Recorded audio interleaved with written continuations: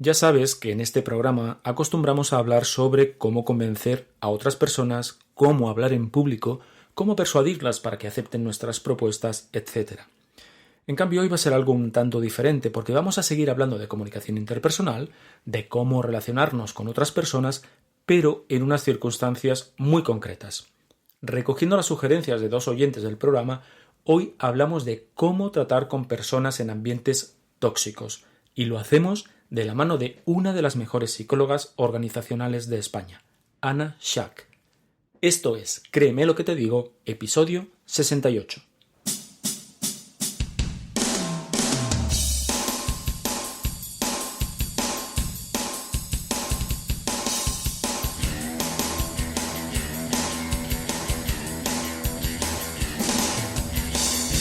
Bienvenidos y bienvenidas a Créeme lo que te digo, el podcast dedicado al mundo de la persuasión en el que voy a explicarte todo lo que tienes que saber para influir, convencer, inducir o inclinar opiniones a tu favor.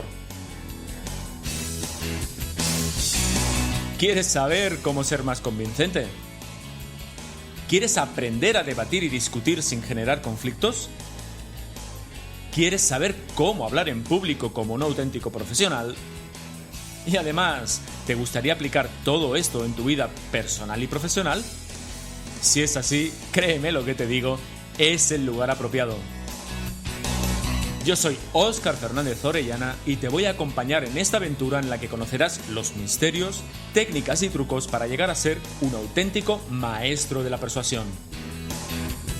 ¿Estás listo? ¡Comenzamos!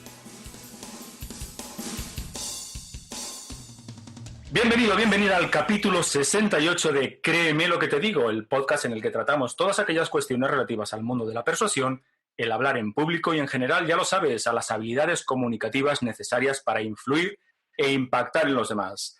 Segunda semana del quinto mes de 2020, el año de la pandemia. No me dirás que no suena a película de terror. En cualquier caso, te deseo lo mejor, te deseo que dentro de las circunstancias lo estés llevando de la mejor manera posible y de verdad espero que no te esté afectando más de lo necesario. Y hablando de afectaciones, hoy te traigo un programa muy especial, un episodio que se aleja un tanto de los temas más habituales, pero que responde a una demanda que habéis realizado varios de vosotros. Y como al final este programa es realmente tuyo, pues vamos a dar respuesta a esto que me pides.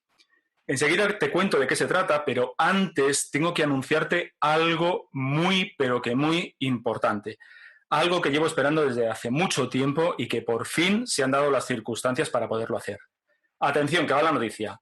Vamos a tener curso online sobre persuasión.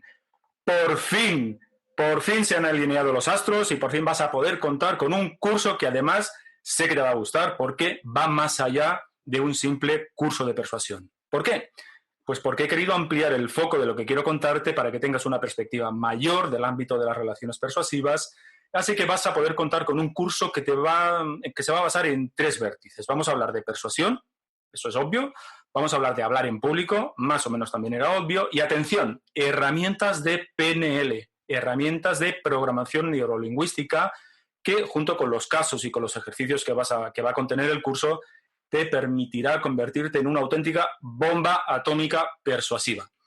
Ya te iré contando en sucesivos programas más acerca del curso, por ejemplo, cuáles van a ser los contenidos concretos, qué tipo de material va a contener, qué tipo de actividades vas a realizar y, por supuesto, qué precio va a tener, cosa que tal vez va a ser de lo más complicado porque me gustaría que pudiese acceder el máximo de personas posible, teniendo en cuenta que el cambio de moneda y las diferentes economías de los países pues puede ser un elemento muy a tener en cuenta. De todas maneras, algo se me ocurrirá para poder conseguir que todos podáis acceder al curso, al menos la mayor parte de personas. No sé, estoy pensando, por ejemplo, en una promoción para aquellas personas que se apunten en preventa o algo similar. Ya le daré una vuelta y ya te iré informando. Simplemente te avanzo que la fecha prevista es septiembre de este año, fecha que te puede parecer pues un tanto lejana, pero el curso hay que prepararlo a conciencia y eso lleva su tiempo. Así que ya lo sabes, vamos a tener curso de persuasión, por fin. Y venga, vamos a dejar el curso online, vamos a enfocarnos en el episodio de hoy. Te cuento. Hace unas semanas recibí un par de mensajes a través del formulario de contacto, ya sabes, en interaccionhumana.es/contacto, con 2 sugerencias que en realidad se parecían mucho entre ellas. Te las voy a leer, voy a ser muy literal en su lectura para que te pongas en situación. Son cortitas, ya lo verás. El primer mensaje fue de Ramón y decía así: quería proponer un tema para un futuro podcast. Hay mucha literatura sobre relaciones tóxicas y tú mismo has tratado el tema de cómo responder a ataques personales en relaciones profesionales. Pero en organizaciones como las administraciones públicas e incluso en relaciones familiares, hay personas que, teniendo en cuenta que no se juegan, digamos, la supervivencia en la organización, son agresivas y su único fin parece que es quedar por encima. Muchas veces se apoyan en su poder o en el clientelismo, gente afín, interesada, etc. No hablo de acosadores, a mí me parecen más bien maleducados. Te agradecería que hablases del tema y dieses algún abrir y consumir al respecto. Un saludo en estos tiempos nefastos, salud y muchas gracias por la calidad del trabajo que nos ofreces. Pues muchas gracias a ti, Ramón, por escuchar el podcast y por escribirme. A los pocos días, Juan me envió otro mensaje en el que decía lo siguiente: ¿qué tal? Espero que estés bien. Te contacté por LinkedIn porque descubrí tu podcast y me gustó bastante. Te quería preguntar a ver en qué parte del podcast o del blog puedo encontrar información sobre la manera de abordar la situación siguiente. Ponte en la situación de una empresa donde el ambiente es completamente tóxico. Los superiores lideran a base de miedo, intimidación, manipulación, amenazas, chismes, oscurantismo, como subidos en una nube de élite y formando un muro de prepotencia y soberbia. Un ambiente donde el operario tiene que ser una oveja sumisa de la manada que rinde obediencia extrema al líder de la manada sin replicar ni responder. Si formas parte de la familia y caes bien, sobrevives. Si no, lo tienes difícil o te ignoran. O estás con ellos al mil por mil o contra ellos. Un ambiente donde los mejores empleados renuncian y los peores son promovidos o conservan su puesto, aunque sean ineptos. Un ambiente donde da igual que trabajes un montón de horas gratis extra, si no caes bien al jefe, no lo valora.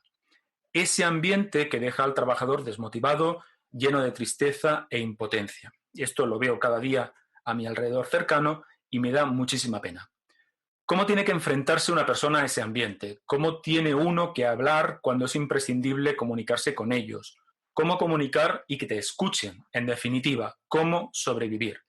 Me gustaría conocer tu opinión u orientación, que me indiques dónde puedo encontrar herramientas para este caso concreto, o bien, si no las tienes publicadas, esta puede ser una sugerencia para que publiques en tu próximo post o podcast, y estoy seguro que con ello ayudarás a muchísima gente. Muchas gracias, un saludo. Pues igualmente para ti, Juan, un saludo muy fuerte. Bueno, como podéis ver, ambas consultas plantean cuestiones que tienen que ver con las llamadas relaciones tóxicas o personas tóxicas, aunque a mí no es un término que me guste especialmente. Y por cierto, por eso es que precisamente por este tipo de consultas es por lo que incluyo en el curso online herramientas de programación neurolingüística o de gestión de las emociones. Bueno, el caso es que para poder responder a estas 2 cuestiones, primero voy a prescindir de mi gorra de profe de persuasión, que es la que llevo habitualmente en este podcast, y me voy a colocar la de psicólogo. Y segundo, tengo el placer de presentarte a una de las mejores psicólogas organizacionales y coach de España, que a pesar de todo eso, además es mi amiga. Hola, Ana Shak, ¿cómo estás? Buenas tardes, amigo. Bueno. Un placer enorme estar aquí y un privilegio. Gracias. El placer es mío. Oye, qué raro se me hace escucharte en este contexto. Sí, cuando habitualmente hacemos estas conversaciones en el casi todos los días, ¿no? Eso es. ¿Y qué te parece a ti esto y cómo harías tú esto? Eso es. De hecho, mi propuesta cuando recibí estas 2 consultas, pues y decidí llamarte para bueno, colaborar contigo en este episodio, en este programa. Precisamente pensé planearlo o presentarlo de esta manera. Es decir, vamos a hacer lo que tú y yo hacemos habitualmente cuando tenemos así un caso que nos interesa, que nos gusta, y es contrastar opiniones.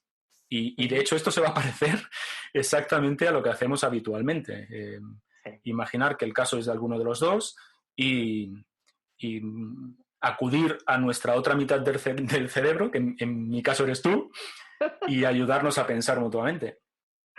Esto es lo que nos hizo hace muchos años O'Connors cuando nos certificamos y nos convirtió en co-coaches. Eso, la culpa es suya. Para que conozcáis mejor a Ana, os tengo que decir que Ana, bueno, ya os he dicho que es una de las mejores coaches de España. Ana lleva más de 30 años formando en habilidades interpersonales, en habilidades directivas, a empresas pues, de todo calibre, de todo sector aquí en España, empresas del tamaño de Gas Natural, de Pfizer, de Hollister, de Renault, del Banco de Santander, del Grupo Pascual, de Loewe, de IKEA, de Securitas Direct, es decir, está hiper acostumbrada a trabajar en entornos empresariales. Trabaja habitualmente, de hecho, con directivos, aunque no solo con directivos, fundamentalmente con personal directivo y personal técnico. Así que, como os digo, es una de las mayores referencias para desarrollar habilidades interpersonales que podemos encontrar. Así que vamos a hacerlo como habitualmente. Ana, ¿tú qué harías? Qué buena pregunta. Bueno, gracias, la verdad que ya te he dicho que es un placer. Y en el tú qué harías, como habitualmente hacemos nosotros, me he puesto a escuchar muy despacio las dos peticiones, ¿no? de estas personas que exponen su inquietud. Y tú sabes, yo trabajo siempre desde una premisa muy importante y es de generar herramientas personales para aumentar el control personal.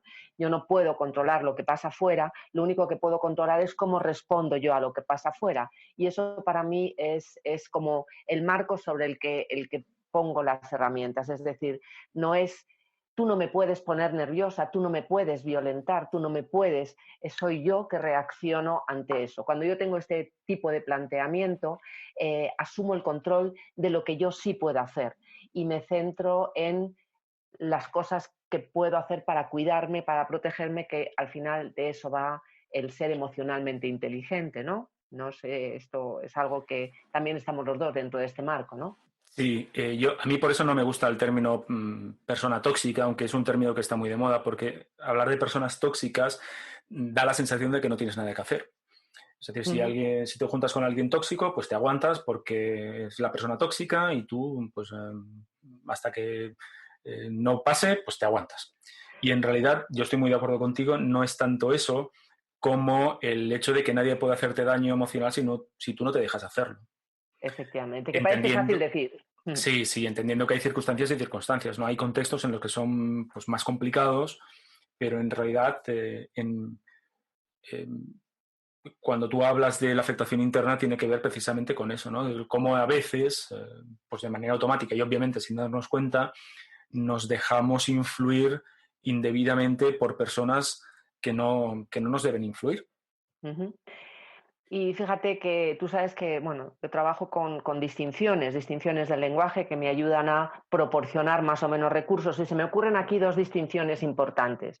La una tiene que ver con aceptar y resignarse a una situación. Hablamos que lo que hay fuera lo podemos nombrar adversidad en cuanto a que es algo que me duele y es algo que me gustaría que no estuviera ocurriendo, pero que quizá no tengo ningún control sobre ello. Me gusta decir que la adversidad que está todo el rato presente es el mejor gimnasio para la resiliencia, es decir, para entrenar habilidades. Aunque esto suene un poco fuerte, realmente sin adversidad no sacamos la mejor versión de uno mismo.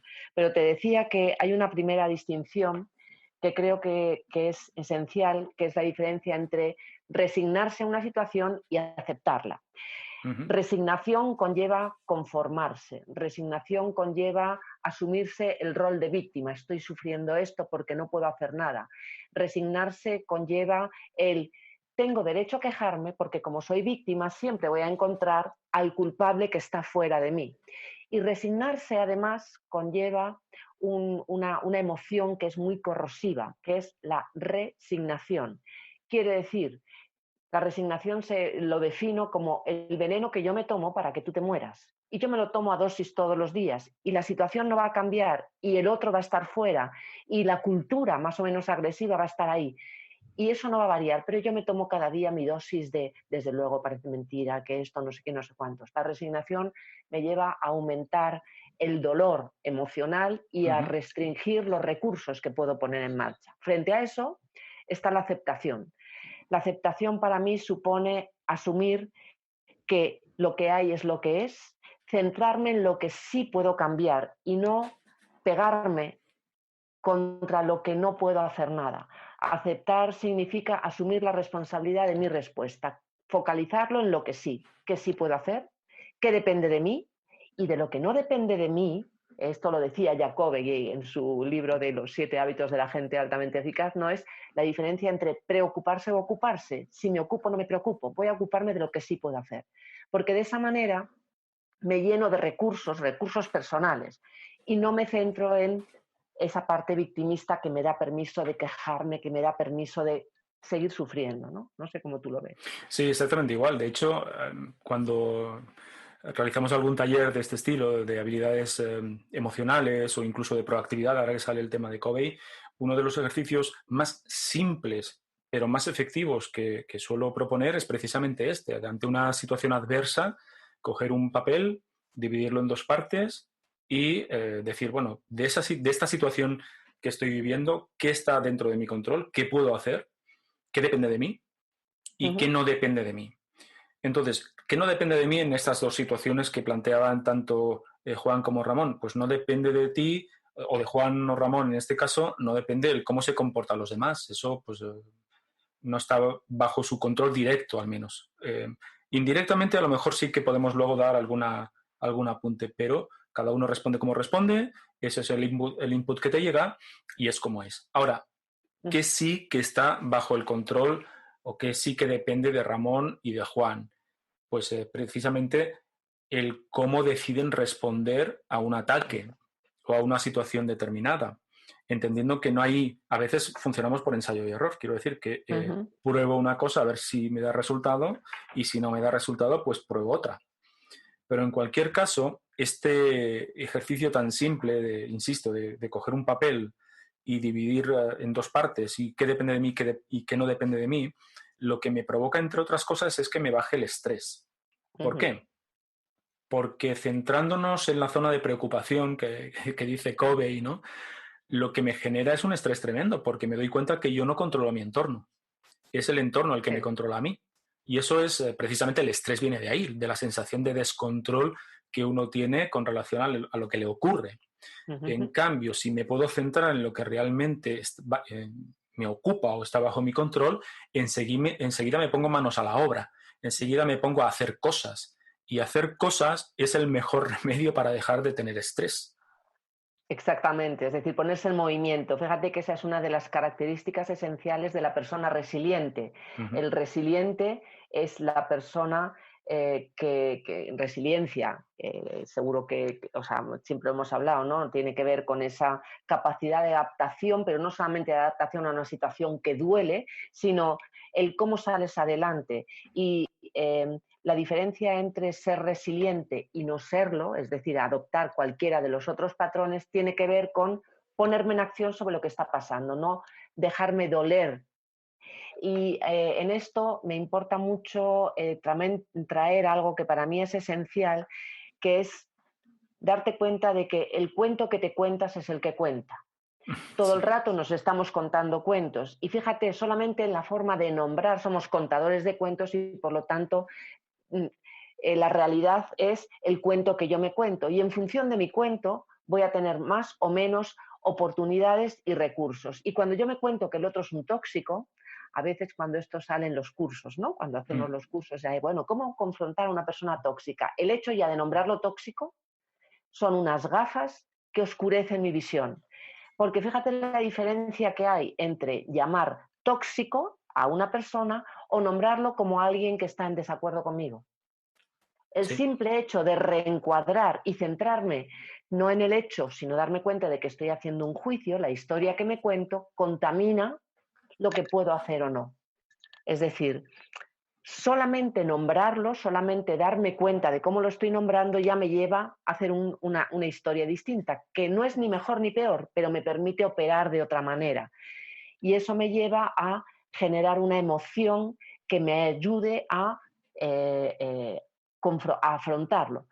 Siempre, para mí me gusta decir que el gatillo que pone en marcha la resiliencia es la distancia que existe entre un estímulo, una situación, un hecho, que el otro me insulta, que no me escuchan, por decirlo de alguna manera, y mi respuesta. La distancia que hay entre ese hecho que estoy viendo y cómo responde tiene que ver con cuál es el cuento que me quiero contar. Esa es mi libertad, ese es el poder que tengo para intervenir, ¿no? Y déjame añadir una cosa en esto, que es el Sí. reencuadre, es una herramienta, y es que hay un día nacional del reencuadre que no nos cuesta ningún trabajo hacerlo, que es el 22 de diciembre. Sí. Sí, es verdad. El 22 de diciembre. Explica lo que pasa en España el 22 de diciembre. Claro, el 22 de diciembre es el Día de la Autoridad Nacional y dice, no me ha tocado, pero tengo salud. Y oye, pues te Eso es. recompones y dice, pues mira, pues este movimiento que hacemos de una manera casi consensuada, automática, es una herramienta potentísima para definir una situación y convertirla de algo que me duele en algo que puede dejar de afectarme. Y solo depende de mí. Sí, correcto. Déjame que haga hincapié en la importancia que tiene el diálogo interno. Cuando tú dices el cuento que nos contamos, ¿no? Tiene precisamente que ver con el cómo interpretamos interiormente a través de nuestro diálogo las experiencias que nos ocurren, ¿no? Mm. Entonces, yo suelo decir, hablando de persuasión además, que la persona a la que más crees en tu vida es a ti mismo, a ti misma. ¿Por qué? Pues porque ese diálogo que nos acompaña desde que sabemos hablar pasa desapercibido. Es tan común para cada uno de nosotros que nos hablamos, pero no nos damos cuenta de que nos hablamos. Y por eso no nos rebatimos a nosotros mismos, simplemente nos creemos. Ujú. Claro, explicarte el cuento, explicar la experiencia desde el punto de vista de esta persona es tóxica, no es tóxica, a hacerlo de otra manera, a hacerlo, por ejemplo, diciendo que lo que tú decías anteriormente, ¿no? Estoy en desacuerdo con esta persona, o esta persona, en vez de decir me agrede, puedo decir simplemente que esta persona grita cuando habla, con lo cual la connotación es absolutamente diferente, porque no estoy diciendo me está agrediendo a mí, me está atacando a mí, sino simplemente estoy describiendo un comportamiento que tiene la persona. Claro, a mí me añade recursos personales para trabajar o para tratar esa situación, o me los resta. Mm. Entonces, Exactamente. y eso realmente pasa muy desapercibido, pero es muy importante. Claro, yo también entiendo que porque nos pasó seguramente a nosotros, ¿no? También, aunque ya hace algunos años, hace bastantes de eso, pero también nos ocurrió que la primera vez que escuchamos este tipo de cosas, pues pensaríamos, oye, pues claro, es mucho más fácil decirlo que hacerlo, ¿no? Porque al final, si la otra persona me insulta, pues me está insultando, y esa es la realidad, ¿no? Me está insultando. Entonces, claro, el matiz no es decir que esa persona no te insulta, sino cómo te tomas tú el insulto. Eso es, Esa es la eso es. cuestión, ¿no? Eso es. Y hay dos partes ahí. Una es que estamos hablando de algo que no lo estamos nombrando y es la emoción. Lo primero, al final tú no te relacionas con personas, te relacionas con emociones, con patas. Y lo primero es la emoción. Y tú no puedes controlar la emoción que te suscita una situación. Lo que sí puedes es darte cuenta y entonces controlar tu respuesta. Y para eso lo importante es estar presente, es decir, estar consciente de qué te está pasando mientras te está pasando, que es un ejercicio que te proporciona un poder, voy a decirlo personal, importante. Esa para mí sería la más importante a entrenar, Uh-huh. darme cuenta de lo que me está pasando para ser yo el que lleve el timón. Y la otra cosa que me parece una herramienta esencial, cuando yo, ya lo sabes, formo en comunicación, mi perspectiva de la comunicación tiene que ver eh, con el foco de la comunicación está en la relación, no en el resultado que quiero conseguir. Y para conseguir ese tipo de comunicación con el otro, ese tipo de conversación, voy a buscar cómo contactar, cómo tocarle, es decir, cómo ganarme el derecho a que el otro me escuche, ¿de acuerdo? Uh-huh. Estamos en eso. Y aquí hay un punto que para mí es el eje, que es la validación, que es un paso más allá de la empatía. Validar es legitimar la visión, la perspectiva, la forma del otro, aunque esté en total desacuerdo y aunque yo no lo pueda ni siquiera ver. Si yo legitimo, no me peleo, no me enredo. Si yo legitimo, que es un acto de generosidad, pero también de escucha y es un acto de protección para mí misma, validar significa que puedo escucharte y que puedo entender, no entender, sino que puedo legitimar, voy a decirlo así, que tú te muestres agresivo, que tú lo veas de otra manera y eso me genera una capa de protección. No me afecta, de acuerdo, es así, es tuyo, no es mío. Correcto. Digamos que sería... Claro, pertenece al otro, no te Eso pertenece a ti, ¿no? Eso es. Y eso es tener un poder increíble y eso es entrenar el escucharme, entenderme y atenderme, que serían, digamos que los tres bastiones, ¿no? Para tener esos recursos personales ante la adversidad, escucharme, es decir, estar presente para mí mismo, entenderme, es decir, darme cuenta de qué hay en el entorno que me está suscitando la emoción o lo que quiera que sea y atenderme, decidir cómo quiero responder. No sé si eso sería una buena muleta, ¿no? Me parece genial. Fíjate, estaba recordando una de claro, porque este tema, de hecho, estas consultas que plantean Ramón y Juan son bastante comunes en nuestros cursos, ¿no? Al final y al cabo nosotros cuando hablamos o cuando formamos en habilidades sociales, la gestión emocional está presente siempre, ¿no? Porque como tú dices, al final somos emociones con patas. Entonces siempre me acuerdo de hace ya muchos años trabajando en un curso en Buitón. Estábamos en la sala trabajando, estábamos justo antes del descanso de la mañana, del desayuno, y una de las... Bueno, cierro la sesión, ¿no? Digo, venga, vamos a desayunar, vamos a tomar café, y una de las asistentes dice, menos mal, porque el fluorescente este de aquí del techo me estaba volviendo loca. Resulta que el fluorescente estaba encendiéndose y apagándose continuamente. Yo no me había dado cuenta, en absoluto.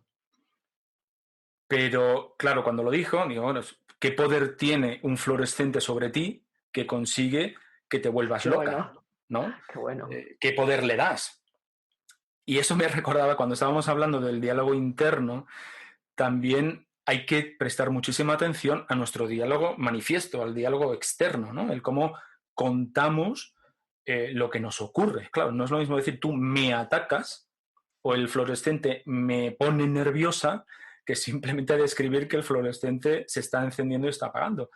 Porque, entre otras cosas, esa forma de hablar, el fluorescente me ataca, provoca que nuestra atención constantemente se vaya a ese input.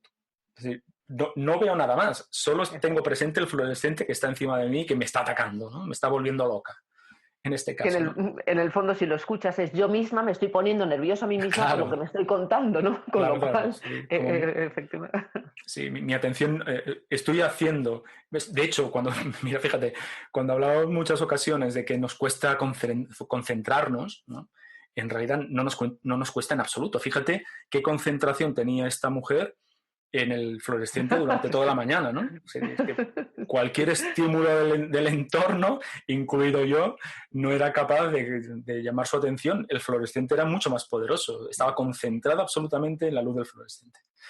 Y dices algo importante que es fíjate, lo que tú dices si yo me doy cuenta que me estoy dando ese mensaje y lo saco, lo explicito, desaparece su poder. Hay veces que solamente sacando hacia afuera esto me está poniendo nerviosa o a veces estamos hablando de asertividad, esto que está pasando no lo quiero aceptar, solamente eso desactiva ese pensamiento interno que está como inconscientemente ahí todo el rato pulsando, ¿no? Es como una luz roja que la estoy viendo y esto me recuerda a eso, a las conversaciones en las que estás teniendo con otro y empieza un diálogo interno diciendo me estoy dando cuenta de que no me está escuchando y que además se está poniendo... Y empiezo a escucharme más a mí que a escucharlo al otro o Correcto. incluso dejo de decir paremos un momento. ¿Sabes lo que me está pasando? Me da la impresión de que no estoy consiguiendo toda la atención. Y se acaba la situación, ¿no? Es verbalizarlo a veces, no dejarlo tanto dentro. Y con estas situaciones que tanto Juan como Ramón plantean, también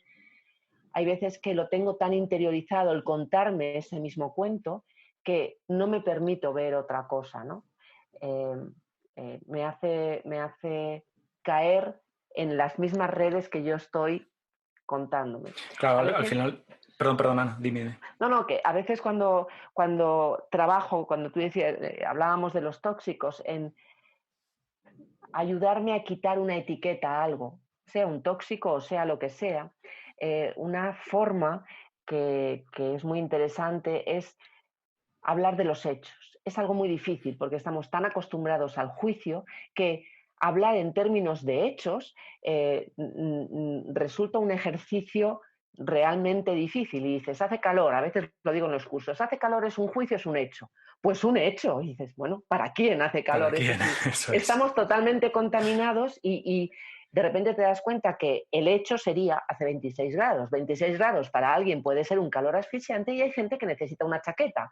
Entonces, cuando tú tienes una etiqueta, esta persona es un tóxico, y yo le pregunto, dame 2 hechos que justifiquen esa etiqueta. Porque no escucha cuando le hablo y no escucha cuando le hablo sería otra vez un juicio. Porque me termina las frases, ¿vale? Ujú, Y porque nunca hace las cosas que le he pedido y se ha comprometido, por ejemplo, que sería otro hecho, ¿no? ujú. Y entonces el siguiente ejercicio es, ok, quítale la cara a esa persona y coge esos 2 hechos aislados, sin cambiar nada. Es decir, alguien que te termina las frases y alguien que, aunque se compromete, dice que sí, no lo hace. ¿En qué otro perfil de un amigo, de una pareja, de un hijo podrían caber esos 2 hechos? Y entonces, habitualmente la reacción del otro es que es una faena de ejercicio, se queda Sí. así. Digo, piensa en tu hijo adolescente. Narices. Digo, ¿y qué otra etiqueta pondrías si no fuera esa persona, sino un adolescente? Y entonces de repente surgen cosas como inmaduro, rebelde. Ok, y si le llamases así, ¿actuarías distinto? ¿Te pasaría lo mismo? Y de repente la faena de este ejercicio es que el otro se desmonta y dices, ya. Y todo cambia, ¿no? De repente. Absolutamente. De hecho, incluso centrándote únicamente en la conducta, no es lo mismo ver cómo puedes hacer para que la otra persona no te acabe las frases, por ejemplo. Eso es mucho más operativo que intentar que deje de ser tóxico. Exactamente. Entre otras cosas, Interviene. correcto, entre otras cosas se lo puedes decir. Oye, mira, ¿sabes lo que ocurre? Que seguramente no te das cuenta, pero eh, intento terminar las frases y lo haces tú, y eso me molesta, o eso me incomoda. Con lo cual entraríamos en la otra,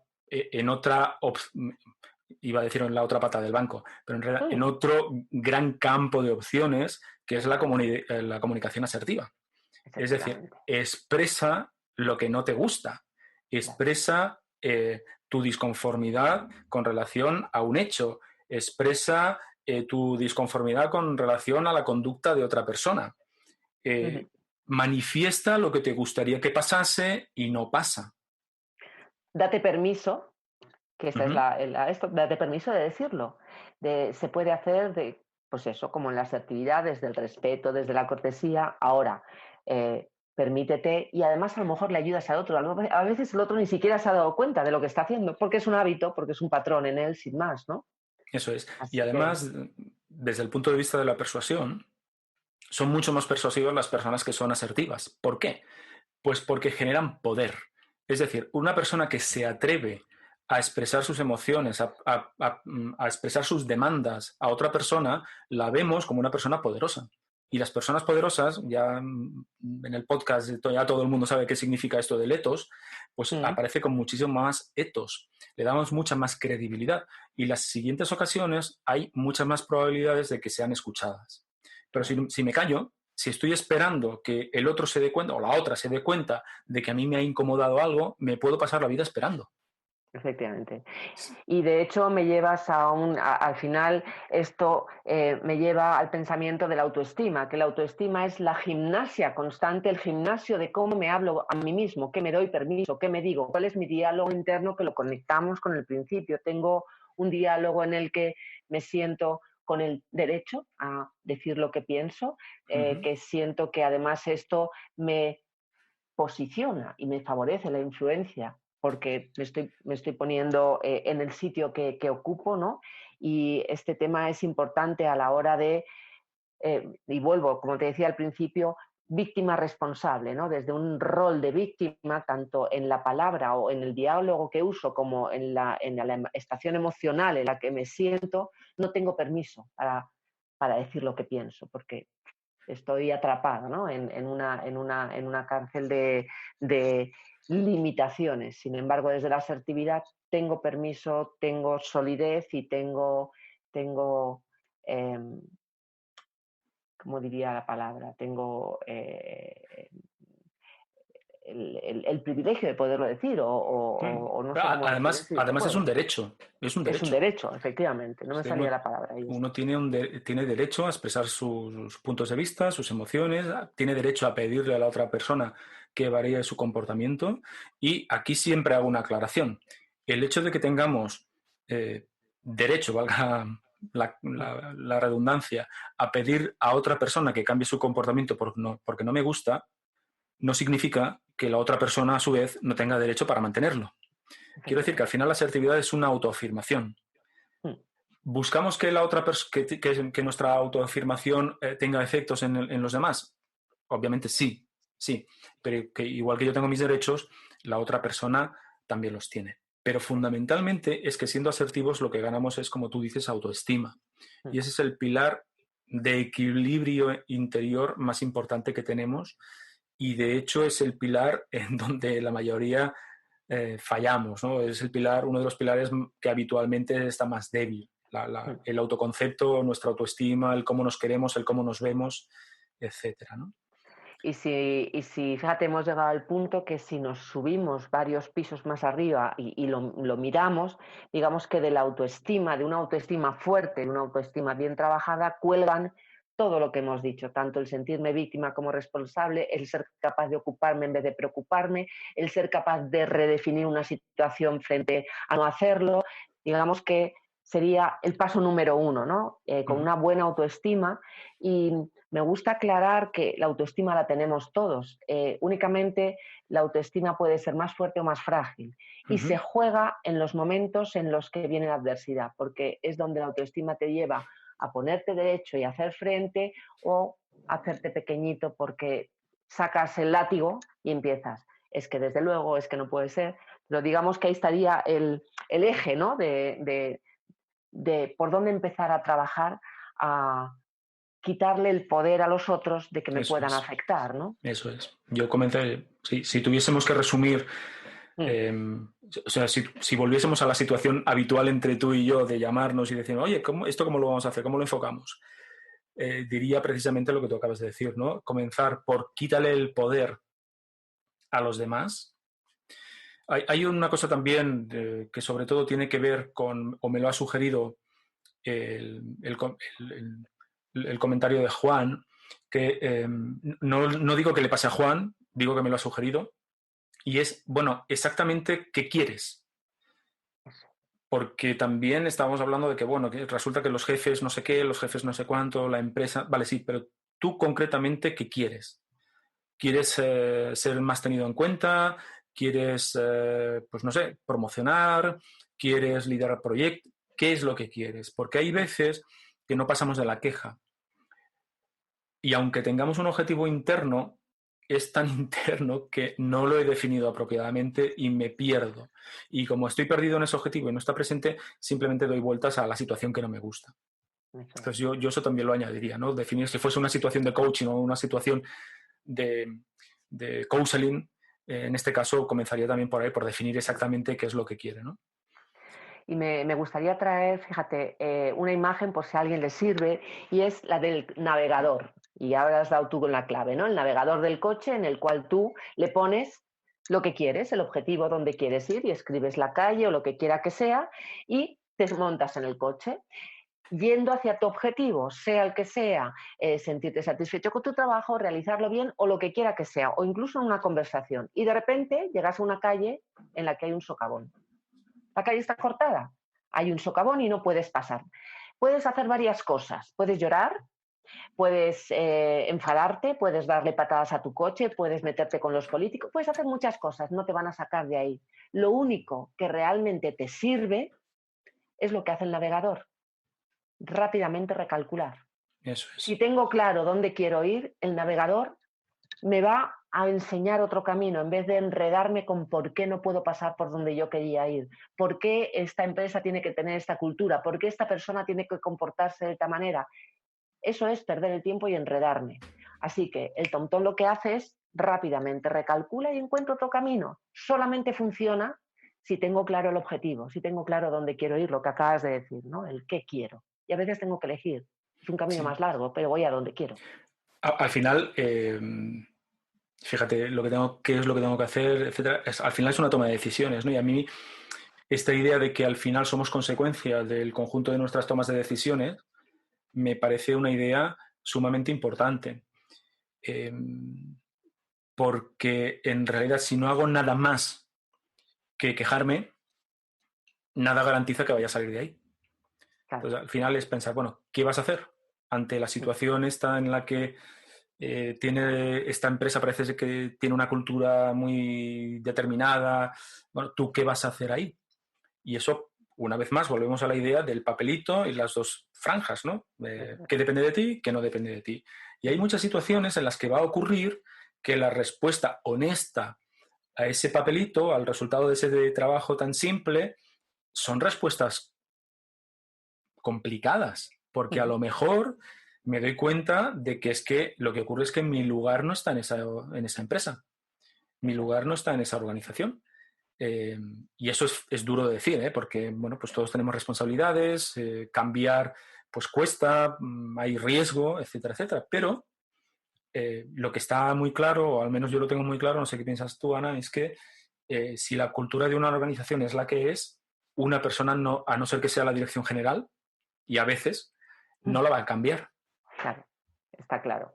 Y ahí vuelve a tener la decisión de acepto o me resigno. Si acepto que no puedo hacer nada y que de momento puede ser que aunque mi decisión sea no quiero estar allí, no puedo hacerlo, acepta, asume, búscate un objetivo que te permita transitar el tiempo que sea hasta que puedas hacer otra cosa. O sea, que todo sea, como tú dices, producto de una decisión, no una hoja al viento que se va moviendo, ¿no? Que me lo permite, porque hay veces que, como tú dices, la decisión dura es yo prefiero, a pesar de todo, no estar en esta situación. Ni bueno ni malo. Yo siempre, ¿sabes? Me gusta decir que no hay nada que sea bueno ni malo, ni esté bien o mal. Me lleva a mi objetivo o me aleja de él. Eso sencillamente. Y hay que tomar decisiones. Mucho más poderoso que quejarse. Mucho más. Ana, hemos estado un montón de tiempo hablando. ¿A qué ha pasado rápido? Muy rápido. A mí por lo menos se me ha pasado volando. Ya os decía que esto es lo que habitualmente ocurre cuando Ana y yo hablamos por motivos profesionales. Ocurren otras cosas, nos inventamos negocios que luego no tiramos adelante, etcétera, etcétera. No tiramos adelante todavía. Todavía. Pero sí que es verdad que hay veces que en tu vida encuentras una persona que es tu medio cerebro y el mío es Ana. Así que, Ana, ha sido un auténtico placer tenerte aquí, tenerte en Créeme lo que te digo. Por supuesto, estás en tu casa y bueno, te hice una encerrona el otro día proponiéndote que vinieses, ahora te voy a hacer otra. ¿Vas a volver? Sí. Vale. Y vas a cerebro, volver... sí. ¿Vas a volver hablando de cómo persuadir en una sala de formación? Es un tema muy interesante que me encantará pensar y traértelo. Estas son las encerronas de Óscar siempre, sobre la marcha. Sobre la marcha. Es maravilloso tener este privilegio, la verdad.